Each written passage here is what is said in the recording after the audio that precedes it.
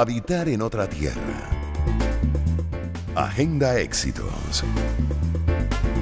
El mundo según José Rafael Herrera nació en Caracas el 4 de marzo de 1959.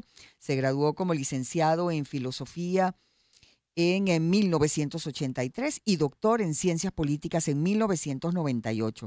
Fue rector de la Universidad Rómulo Gallegos, 2 veces director de Cultura de la Universidad Central de Venezuela y director de la Escuela de Filosofía también de la Universidad Central de Venezuela. Tiene publicados 7 libros dedicados a temas filosóficos y actualmente es coordinador académico del CEDES, que es el Center for Democracy and Citizenship Studies en los Estados Unidos, profesor del Doctorado Internacional de Filosofía de la Universidad de los Andes. Y para nosotros es un gran placer recibirlo, profesor José Rafael Herrera. Bienvenido en nombre de Unaya Amenábar y quien le saluda, Albany Lozada. ¿Cómo está usted? Bienvenido, profesor. Hola amigos, ¿cómo están? Muchísimo gusto y un placer estar con ustedes.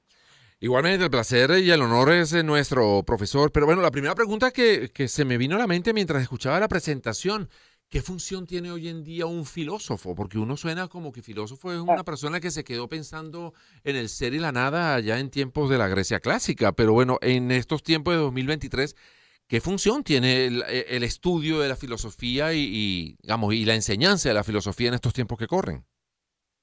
Bueno, fundamentalmente una de las labores tal vez más antiguas y al mismo tiempo más contemporáneas de la sociedad actual, que es aprender a pensar. Sí, señor. Eso yo creo que es fundamental.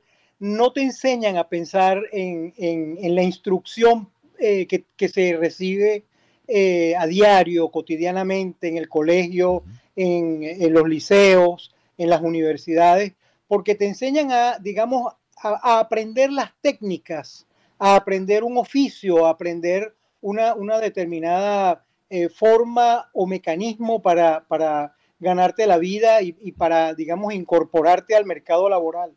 Y tener un pensamiento crítico, profesor, mucho menos. Eso se convierte en casi un acto subversivo. Exactamente. Y eso es, yo creo, muy pertinente, como decía hace un momento, porque estamos en una sociedad en la que, al parecer, o a mi juicio, la idiotez se ha hecho líquida. Idiotez, digo, en el sentido clásico del término idiotez, que es el no ocuparse de los asuntos públicos, el no querer ocuparse de los asuntos, digamos, del Estado, del bienestar social, etcétera, sino solamente pensar que uno tiene que ocuparse de los asuntos muy privados, muy individuales, muy personales. Bueno, eso era lo que los griegos llamaban un idiota. Y estamos en un tiempo en el cual pareciera que la divulgación, la promoción, la masificación de la idiotez se ha hecho pan nuestro de cada día. Entonces el enemigo que tiene la filosofía hoy día es enorme, es enorme. Bueno, aprender a pensar, profesor, y además pensar y reflexionar sobre los grandes temas de actualidad. Una actualidad que luce bastante complicada, pero bueno, ¿cuándo ha sido sencilla? Le pregunto, usted particularmente, ¿en qué temas pone su atención o reflexiona particularmente en estos tiempos que vivimos?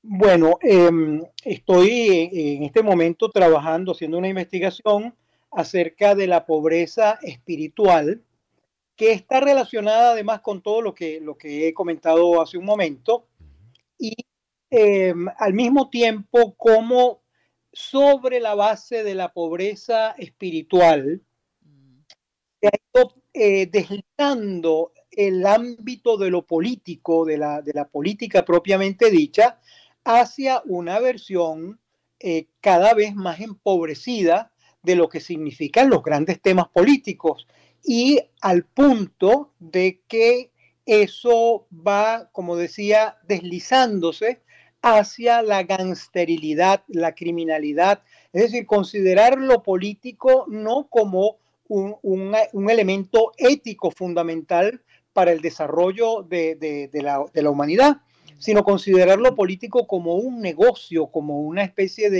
de consorcio que solamente beneficia a un grupo muy personalísimo, ¿no? Ujú. Y esto de verdad que debería ser objeto de asombro, de sorpresa, cómo se ha ido progresivamente produciendo en los últimos tiempos este tipo de situaciones. Ese es uno de los temas que estamos desarrollando, por cierto, acá en Estados Unidos, en el CEDES. Sí. Ahora, fíjate que cuando a veces se confunde, cuando alguien habla de espiritualidad, lo vincula con religión. Y entonces, si alguien no se siente identificado con alguna religión en particular, siente que, menos que el mundo espiritual o las cosas espirituales no tienen nada que ver con él. Ilústrenos sobre las diferencias o los puntos de unión entre una cosa y otra, entre religión y espiritualidad. Sí, bueno, la verdad es que el asunto, el tema del espíritu es para nosotros en filosofía un poco, digamos, distinto a lo que se conoce o el manejo que se le da generalmente a este término. Sí. Voy a poner un ejemplo muy sencillo. Tú vas al estadio, por cierto, el ejemplo no es mío, es de Habermas. Okay. Uno va a un estadio enorme donde están todos los hinchas de un equipo y cuando anuncian el jonrón o el gol y hay como una especie de sentimiento en el cual la alegría, la emoción te rebosa y comienzas a sentir que ya no eres simplemente un individuo particular y puramente materia, sino que te formas parte de un gran espíritu, de un cuerpo que no tiene descripción material, sino que es una cosa que te trasciende. Eso es para la filosofía el espíritu, ¿no? Uh-huh. ¿Y qué tan importante en estos tiempos significa cultivar o alimentar el espíritu, profesor? ¿Y cómo podemos hacerlo, además, también, ¿no? Exacto, bueno, porque cada quien pues tendrá su forma, ¿no? De dedicarle, considero yo, a esa parte tan importante, ¿no? Del ser humano, pero en su caso particular. Sí, bueno, yo pienso que hay que, digamos, comenzar a trabajar desde la infancia con los muchachos muy tempranamente, educarlos, que no solamente se trata de instruirlos, y esto lo decía un autor importante, Schiller, en un texto famoso que se llama La educación estética para la humanidad. Consiste no solamente en instruir en el abecedario y en las matemáticas, etcétera, que es muy importante, por supuesto, ¿no? Y es fundamental, sino acompañar además esa instrucción con educación, con valores, con elementos que son fundamentales y que lo hacen precisamente a uno ver las cosas más allá de los límites de la propia corporeidad, de la propia individualidad, del propio, digamos, sujeto meramente individual. Estamos viviendo en una época de muchísima mezquindad, de muchísima egolatría, de unos valores verdaderamente muy tristes. Y creo que es hora de que la educación en términos sistemáticos vuelva a enseñar aquello que, por ejemplo, en otras épocas recibíamos en los liceos, la educación social, moral y cívica, ¿no?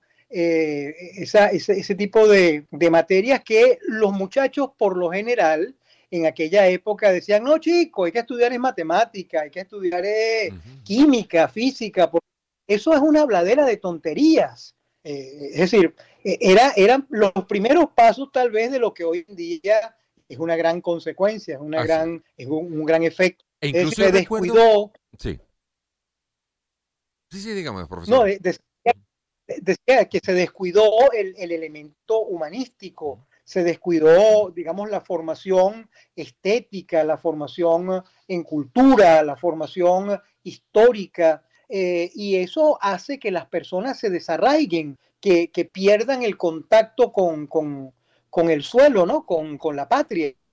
Absolutamente. No, le porque decía que eso también es lo uno, que sí. uno cuando era muchacho se fomentaba, por lo menos donde yo estudiaba, se fomentaba, por ejemplo, el debate, ¿no? Se planteaba un tema.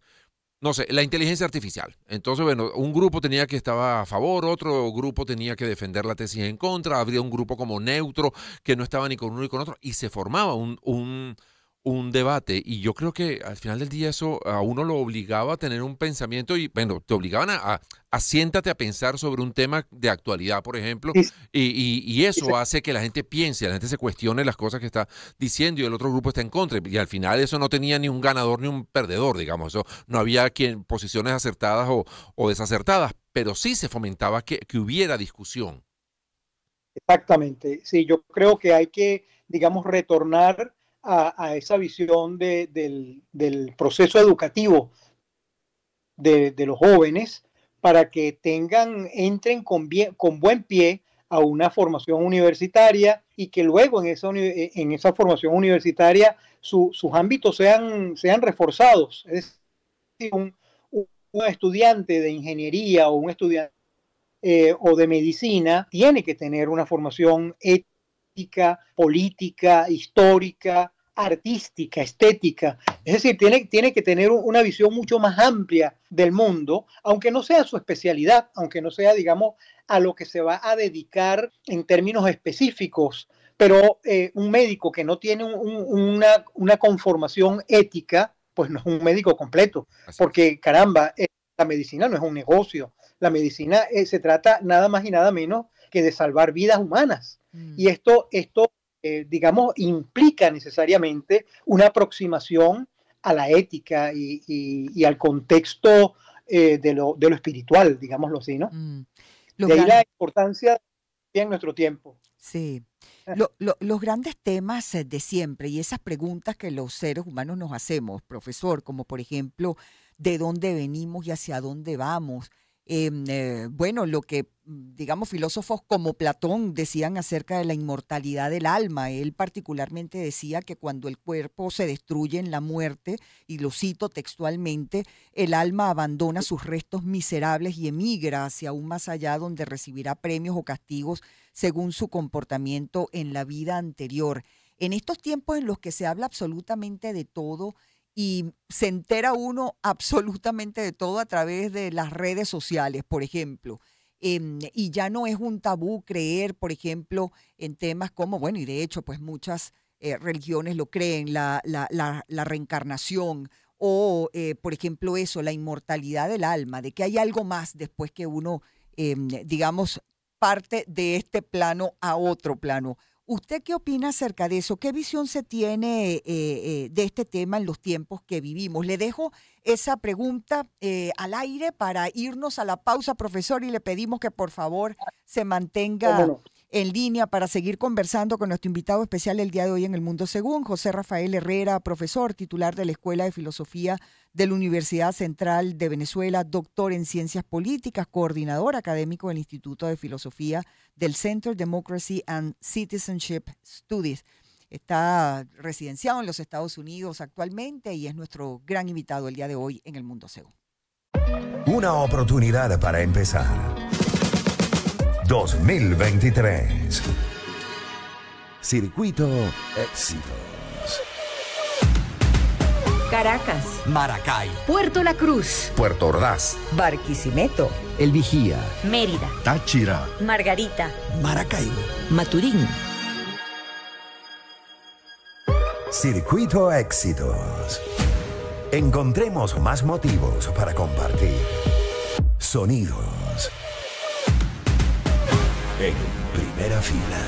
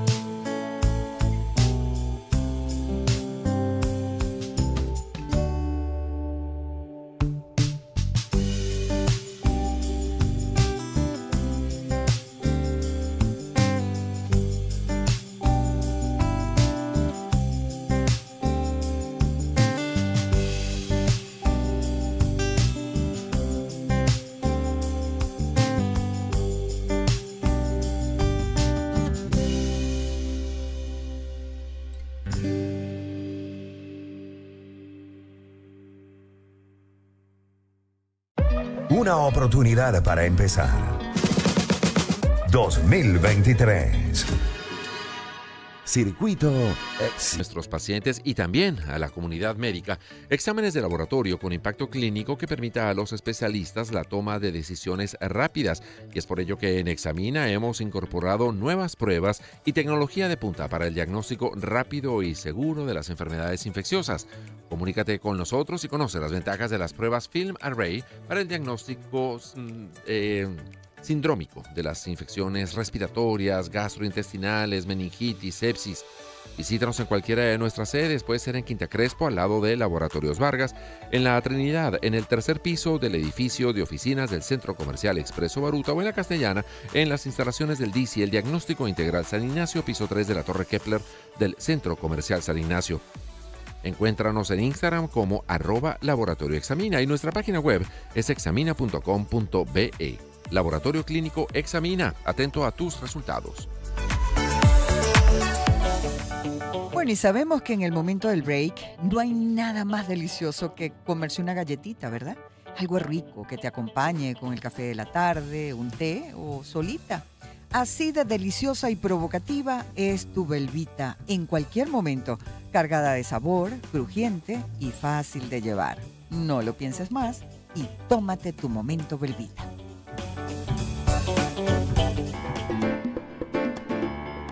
Habitar en otra tierra.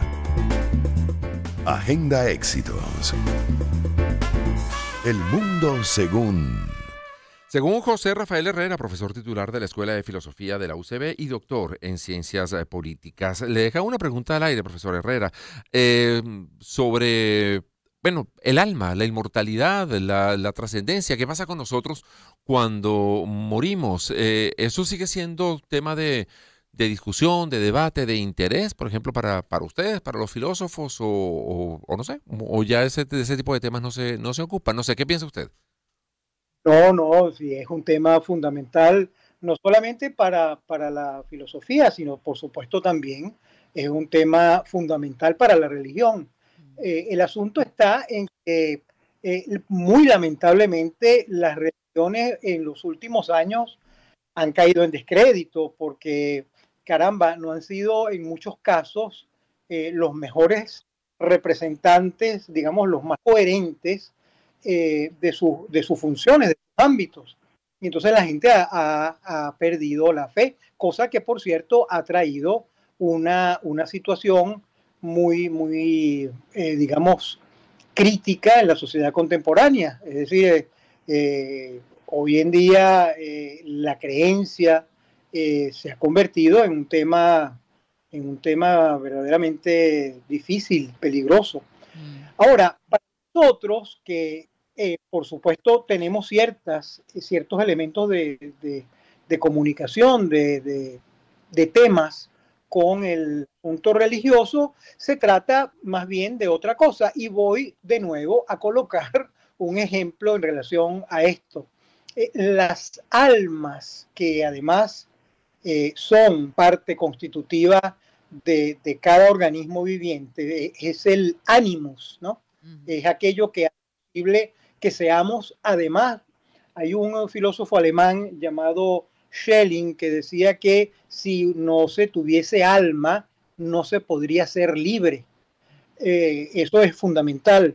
Ahora, no se puede ser libre individualmente, es decir, cada alma no puede alcanzar la libertad si no se reúne en un gran espíritu. Entonces, espíritu es algo que va mucho más allá del alma, que lo trasciende. Y en eso precisamente es que consiste la idea de Platón, de que hay almas que han vivido inútilmente, porque nada han dejado para la posteridad. Las almas que se unifican, las almas que se reúnen, las almas que tienen, digamos, la fortaleza de encarar todas una misma voluntad, un mismo deseo, esas almas son las que son dignas de ser recordadas y son las que siguen todavía viviendo. Yo podría decir, por ejemplo, que los griegos de la época clásica están tan vivos hoy en día que nos exigen, no, nos increpan a que sigamos la gran lucha que ellos iniciaron al principio de la conformación de Occidente, que no es otra cosa que esa lucha por la libertad. Y eso es fundamental para nuestro tiempo.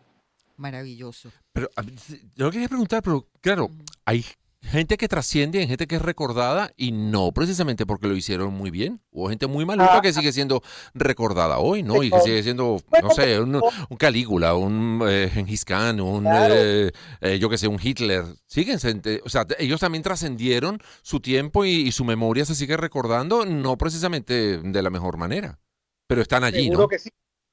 Seguro que sí, pero son importantes porque son referencias de cómo no se tienen que hacer las cosas. Son puntos fundamentales de referencia para que la humanidad no se desvíe, para que no tome caminos tortuosos y, digámoslo así, vinculados con el ánimus del totalitarismo, ¿no? Sí, señor. Se inmortalizaron por su mal proceder, dirían yo, profesor. Sí, señor. Ahora, hablemos bueno, son preguntas divertidas. Como por ejemplo, si usted tuviese un superpoder, profesor, ¿qué superpoder sería ese? ¿Y para qué? Bueno, el superpoder que yo creo que hoy en día más le hace falta a la sociedad es el pensamiento. Ajá. Ese es un Sí, es verdad. Y el conocimiento, sería interesante también tener, bueno, no sé, yo creo que a veces también hay gente que vive mucho más tranquila con la ignorancia. Pero bueno, sí, claro. De tener demasiado conocimiento a veces hace mucho atormenta, daño sí. saber mucho, ¿no? Mejor yo no quiero saber tanto. Hay también que hacer la distinción. Hay gente que conoce mucho, que tiene mucho conocimiento, pero eso no significa que piensa. Para nada. Ciertamente. Claro, eso también es importante. ¿Alguna, en los tiempos libres, ¿qué hace, profesor? ¿Le gusta ir al cine, lee, al teatro, hace deporte? Cocina. Sí, bueno, yo Cocina todos los días, digamos, camino. Okay. Hago caminatas, generalmente con mi esposa. Pero en los tiempos libres, aparte de que una que otra vez vamos a comer o vamos a ver una película, por lo general andamos con nuestras nietas. Ajá. Bueno, esa es una etapa hermosa, ¿no? La de los abuelos. Es de los mejores inventos de la humanidad, profesor. Los abuelos y los primos. Oh, sí. Uno es padre a la prima. Exacto. Totalmente. Mire, ¿y algún, no sé, algún gusto que se dé de vez en cuando, aunque sea un poco difícil no sé, de confesar algo? Solemos decir un pecado culposo que tenga por allí, no sé, algo que a lo mejor no es políticamente correcto, pero que le gusta realizar de vez en cuando. Bueno, son varios aspectos. Pero digamos que lo que más nos gusta disfrutar es una buena cena en un buen restaurante. Eso para nosotros es un momento de enorme felicidad. Y la sobremesa, profesor, por ejemplo, filosofar sobre los distintos temas que involucran a la familia, ¿o no? Acompañados de una buena botella de Cabernet. Muy bien. ¿Cómo no? Muy bien. Mira, hay gente que dice que en la mesa no se puede hablar ni de religión, ni de fútbol, ni de política. ¿Eso es verdad? ¿Respeta esos principios? ¿O son los grandes momentos precisamente para meterle el pecho a esos temas difíciles? Bueno, es que precisamente como estamos viviendo en una época tan complicada, nosotros más bien nos esforzamos en conversar haciendo la sobremesa, claro. Porque generalmente lo que se hace es que cada quien agarra el teléfono y es como si nadie más estuviese allí en la mesa sentado con él. Y para nosotros evitar esas cosas con nuestros yernos y nuestras hijas, generalmente conversamos mucho. Vamos a discutir sobre temas importantes. Exacto. Y profesor, le pregunto, ¿algún libro, alguna película o alguna canción que atesore en su vida? Bueno, lo que pasa es que yo además tengo una especie de peste que nos contaminó a un tipo llamado César Miguel Rondón, Iván Locher, pero de batería de toda la vida y nos gusta mucho la música, el rock progresivo. Ok. Claramente soy un amante de las piezas del Génesis y de Pink Floyd. Ah, bueno, Claro. compartimos ese Clásicos. Estamos contagiados Y con la misma enfermedad. bueno, y sí, por supuesto, me gusta mucho el cine. Últimamente hemos ido a ver un par de películas, una de las cuales me resultó muy, muy triste, ¿no? La de el secuestro de los niños. Ah, sí, Ah, aquí la ajá. estrenan esta semana, en Venezuela la El estrenan jueves de esta semana, Sí, señor. justamente. El sonido es el Sonido libertad. de libertad. Sonido de libertad. Sound of Freedom. Sí. Ujú. Ah, bueno, Y bueno, Hay que verla, sí, señor. porque hay que discutir, Sí, también hay no. que pensar sobre eso. Porque ese es un tema que hay que tratar y encarar y erradicar, profesor. claro, creo que es como una especie de shock, de cortocircuito que debemos recibir Así es. Así para es. tomar cuenta de cómo están las cosas en este tiempo tan difícil. Hay veces esos corrientazos son buenos para despertar. Un millón de Gracias, gracias, profesor profesor. Herrera. Gracias por habernos dado estos minutos. Era José Rafael Herrera, profesor titular de la Escuela de Filosofía de la UCB y doctor en Ciencias Políticas. Llegamos ya a